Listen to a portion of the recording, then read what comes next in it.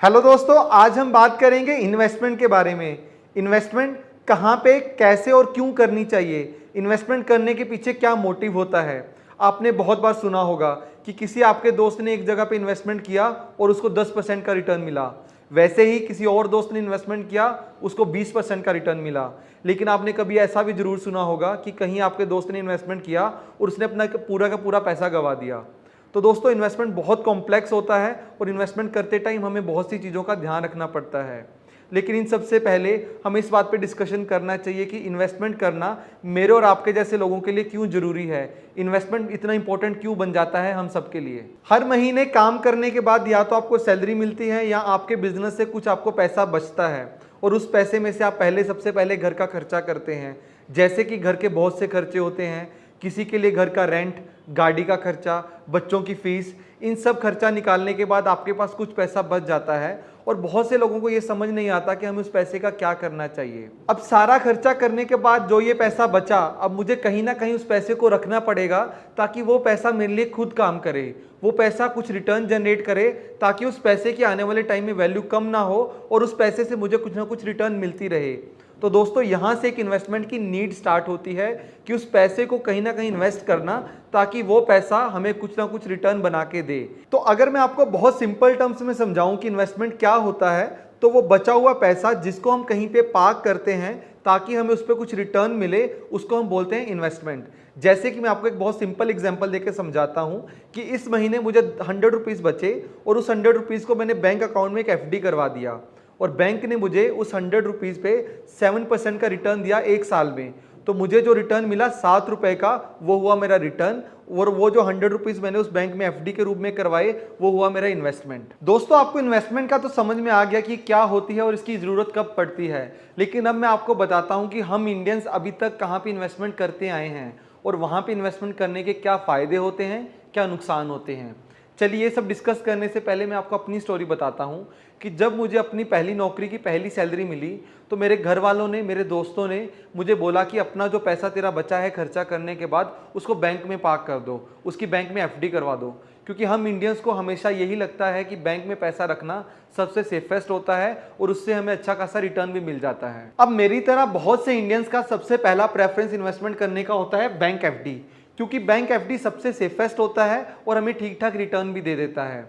लेकिन हर इन्वेस्टमेंट के कुछ फायदे होते हैं और कुछ नुकसान होते हैं। तो बैंक एफडी का एक छोटा सा प्रॉब्लम ये होता है लिक्विडिटी का।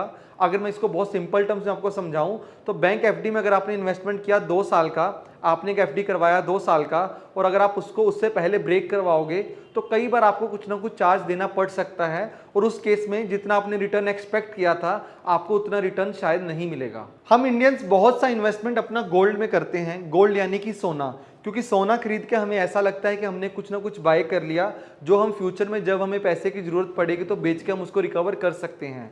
लेकिन हर इन्वेस्टमेंट में मैं हमेशा बोलता हूं कि कुछ फायदे होते हैं, कुछ नुकसान होते हैं। तो गोल्ड में इन्वेस्ट करने का छोटा सा नुकसान ये होता है कि जब भी आप फिजिकल गोल्ड बाय करते हो तो उसको आपको कहीं ना कहीं स्टोर करना पड़ता है, तो एक स्टोरेज का इशू होता है।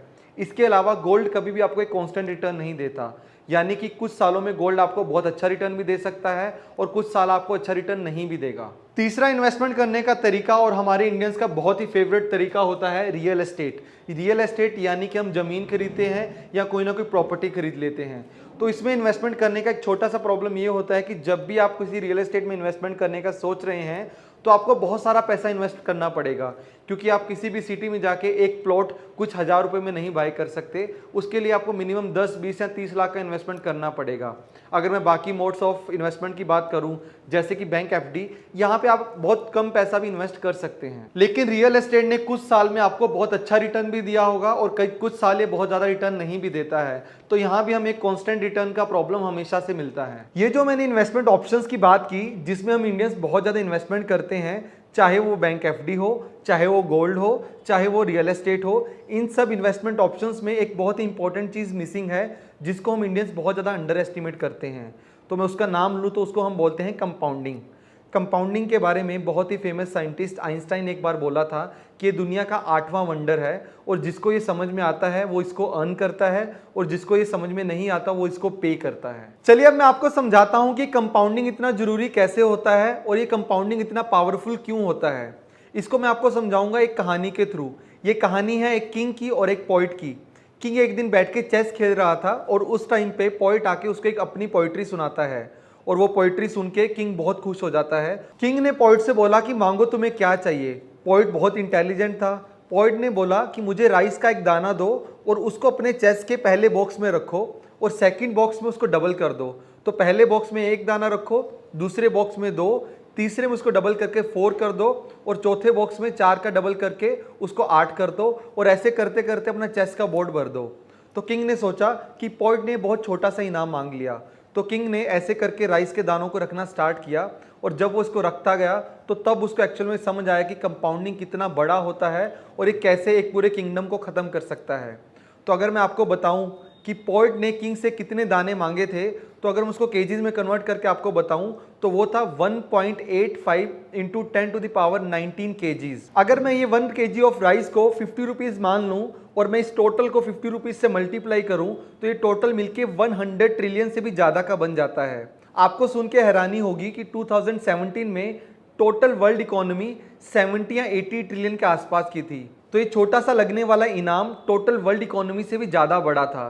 ये होता है कंपाउंडिंग का पावर। इसलिए बोलते हैं कि हर इन्वेस्टमेंट में कंपाउंडिंग बहुत ज़्यादा इंपॉर्टेंट होता है और अगर इसको हम लंबे टाइम में देखें तो कंपाउंडिंग की पावर लगातार बढ़ती जाती है। चलिए दोस्तों, आपको पावर ऑफ कंपाउंडिंग समझाने के लिए मैं आपको एक और स्टोरी बताता हूँ। ये स्टोरी है मेरे फ्रेंड के पिताजी की। उन्होंने 25 ईयर्स की एज में हर महीने अपनी सैलरी में से 10,000 रुपये बचा के एक ऐसे एसेट में इन्वेस्टमेंट करना स्टार्ट किया जो उनको हर साल 12% का रिटर्न देती थी और वो 25 साल की उम्र के बाद अगले 30 साल तक इन्वेस्टमेंट करते रहे। तो हम अगर टोटल इन्वेस्टेड वैल्यू देखें तो उन्होंने सिर्फ 36 लाख का इन्वेस्टमेंट किया। लेकिन अगर हम कंपाउंडिंग के बाद 30 साल बाद उस इन्वेस्टमेंट का वैल्यू देखें तो वो इन्वेस्टमेंट का वैल्यू 3 करोड़ से भी ज़्यादा का बन जाता है। तो आप सोच सकते हैं कि 36 लाख का इन्वेस्टमेंट एक टाइम के बाद 3 करोड़ से भी ज़्यादा का बन जाता है। ये होता है पावर ऑफ कंपाउंडिंग। कंपाउंडिंग के अलावा भी एक ऐसा कॉन्सेप्ट होता है जिसका हमें बहुत ध्यान देना चाहिए इन्वेस्टमेंट करते टाइम, और उसको हम बोलते हैं महंगाई यानी कि इन्फ्लेशन। अब आप ये सोच रहे होंगे कि इन्फ्लेशन क्या होता है। मान लो आज से 1 साल पहले जब मैं ब्रेड खरीदता था तो उसकी कीमत होती थी 10 रुपये और इस साल उसकी कीमत बढ़ के हो गई है 12 रुपये। तो एक्चुअल में सेम पैसा जिससे मैं एक ब्रेड पहले खरीदता था उसकी वैल्यू अब थोड़ी कम हो गई है। और अगर आप कहीं पे इन्वेस्टमेंट करते हैं और आप महंगाई को बीट नहीं कर पा रहे तो आपके पैसे की वैल्यू एक्चुअल में कम होती जा रही है। तो हर टाइम जब भी आप इन्वेस्टमेंट करते हैं तो इन्वेस्टमेंट करते टाइम आपको इस चीज़ का ध्यान रखना चाहिए कि आपको इन्वेस्टमेंट पर उतनी रिटर्न तो कम से कम मिले कि आप इन्फ्लेशन को बीट कर पाओ। अदरवाइज आपकी इन्वेस्टमेंट की वैल्यू नीचे जा रही है ऊपर जाने की बजाय। अब आप ये सोच रहे होंगे कि इन्वेस्टमेंट करना तो बहुत कॉम्प्लेक्स है और हम इंडियंस कौन से एसेट क्लास में इन्वेस्टमेंट करने को मिस कर रहे हैं। हमें एक्चुअल में कहाँ इन्वेस्टमेंट करना चाहिए जो हमारी इन्फ्लेशन को भी बीट करे और हमें कंपाउंडिंग रिटर्न भी दे। तो दोस्तों, एक ऐसा एसेट क्लास है जिसमें हम इंडियंस बहुत कम इन्वेस्टमेंट करते हैं, वो है स्टॉक्स, इक्विटी यानी कि शेयर्स। हम इंडियंस अभी तक स्टॉक मार्केट में बहुत कम इन्वेस्ट करते हैं as compared to other developed countries जैसे कि यूएसए और बाकी डेवलप्ड कंट्रीज। अब आप ये सोच रहे होंगे कि इक्विटी क्या होती है, ये शेयर मार्केट क्या होती है और ये कैसे काम करती है। तो सबसे पहले मैं आपको बताता हूँ कि शेयर्स क्या होते हैं और ये कैसे काम करते हैं। तो दोस्तों, शेयर होता है पार्ट ओनरशिप। आपने किसी कंपनी में अपनी हिस्सेदारी खरीद ली। मान लो आपने एक कंपनी में 1 शेयर खरीदा तो आप उस कंपनी में 1 शेयर के हिस्सेदार बन गए। आप 1 शेयर के ओनर बन गए तो आपकी उतनी उस कंपनी में हिस्सेदारी हो गई।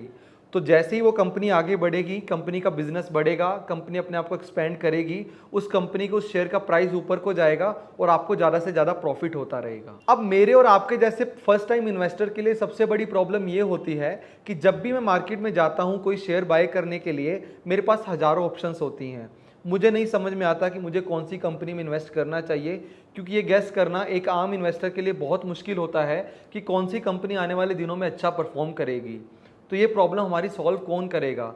हम कैसे जाके इन्वेस्ट कर सकते हैं जब हमें ये नहीं पता हो कि हमें कौन सी कंपनी में इन्वेस्ट करना है। तो दोस्तों, ये तो हमें पता है कि शेयर मार्केट एक अच्छा इन्वेस्टमेंट है और हमें इसमें इन्वेस्ट भी करना है, लेकिन प्रॉब्लम यहाँ पे आके रुक गई कि हमें नहीं पता कहाँ पे इन्वेस्ट करना है। तो दोस्तों, इस प्रॉब्लम को सॉल्व करते हैं म्यूचुअल फंड।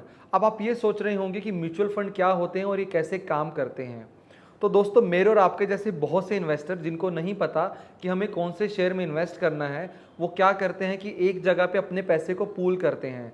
मान लो मैंने 100 रुपीज़ पूल किए, दूसरे इन्वेस्टर ने 100 रुपीज़ पूल किए, ऐसे करते करते 10 इन्वेस्टर्स ने पैसा डाला तो वो 100 रुपीज़ बढ़ के 1000 रुपीज़ बन गए। तो वो पैसा हम एक फंड मैनेजर को देते हैं जो एक बहुत ही एडुकेटेड और इसके अलावा बहुत ही एक्सपीरियंस्ड आदमी होता है, जो हमारे बिहाफ पे उस पैसे को अलग अलग शेयर्स में इन्वेस्ट करता है और हमें एक अच्छी रिटर्न बना के देता है, जब हमें ये नहीं पता होता कि हमें कहाँ इन्वेस्टमेंट करना है। तो दोस्तों, म्यूचुअल फंड में इन्वेस्टमेंट करने का सबसे बड़ा फ़ायदा यही होता है कि आपको कुछ भी एक्सपर्टीज़ की ज़रूरत नहीं है, आपको कहाँ पे इन्वेस्टमेंट करना है। बस आपको ये जानना है कि आपको कितना रिस्क लेना है, उस हिसाब से आपको एक अच्छा म्यूचुअल फंड चूज़ करना है, उसमें अपना पैसा डालना है। बाकी आगे का सारा ध्यान आपका फंड मैनेजर रखेगा, वो अपने आप इन्वेस्टमेंट करेगा और आपको एक अच्छी रिटर्न बना के देगा। अब म्यूचुअल फंड अपने आप में एक बहुत बड़ा टॉपिक है, क्योंकि हमारे लिए ये जानना बहुत इंपॉर्टेंट है कि म्यूचुअल फंड एक्चुअल में काम कैसे करता है। और हर इन्वेस्टमेंट के रिलेटेड कुछ ना कुछ खर्चे होते हैं, तो हमें ये भी जानना बहुत ज़रूरी है कि म्यूचुअल फंड में इन्वेस्टमेंट करते टाइम हमें कौन कौन से खर्चे लगते हैं और हमें कौन सा अच्छा म्यूचुअल फंड चूज़ करना चाहिए ताकि हमें कम खर्चा लगे, और हमारे लिए कौन सा म्यूचुअल फंड अच्छा है और वो भी हम कैसे चूज़ कर सकते हैं। तो आने वाले दिनों में हम उन सब टॉपिक्स पे अलग से वीडियोस बनाएंगे, पूरे म्यूचुअल फंड्स को कवर करेंगे, आपको बताएंगे कि म्यूचुअल फंड कैसे काम करता है और आपके लिए आपके पर्सनल रिस्क के हिसाब से कौन सा म्यूचुअल फंड अच्छा है, कैसे एक अच्छा म्यूचुअल फंड चूज़ किया जा सकता है।